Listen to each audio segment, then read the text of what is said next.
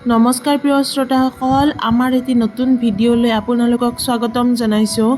এই ভিডিঅ'টিত আমি আগষ্ট মাহটি মেঘ আৰু বৃষ ৰাশিৰ জাতক জাতিকাসকলৰ কেনেদৰে পাৰ হ'ব তাৰ বিষয়ে আলোচনা কৰিম।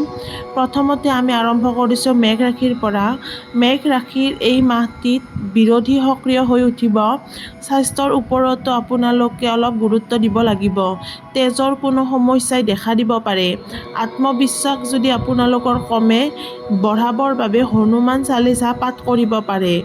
ধন পোৱাৰ যোগ দেখিবলৈ পোৱা গৈছে। মাতৃৰ স্বাস্থ্যৰ ওপৰত নজৰ ৰাখিব। পঢ়া পাতিত নতুন সুযোগ পাব। আপোনালোকে যদি বহুদিনৰ পৰা কিবা এডমিশ্যন ল'ম বা কিবা পঢ়িম বুলি ভাবি আছে, সেইবিলাক এইটো মাহত সহজ হৈ উঠিব। জীৱনসংগীৰ লগত জড়িত যাত্ৰা অথবা কামসমূহ সম্পন্ন হ'ব। ভাতৃ ভগ্নীৰ লগত মতভেদ নকৰিব। গাড়ী অথবা সম্পত্তি কিনাৰো আলোচনা ঘৰত চলিব। দ্বিতীয়তে আমি আলোচনা কৰিবলৈ ওলাইছোঁ বৃষ ৰাশিৰ ওপৰত। বৃষ ৰাশিৰ জাতক জাতিকাসকলৰ এই মাহটো অত্যন্ত শুভ। কথাৰ দ্বাৰা টকা ইনকাম কৰিব পাৰিব। আপোনালোকে এই মাহত গাড়ী কিনাৰ যোগ দেখিবলৈ পোৱা যায়।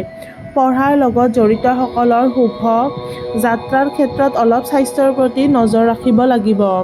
সন্তান অথবা জীৱনসংগীৰ স্বাস্থ্যৰ অৱনতি ঘটিব পাৰে।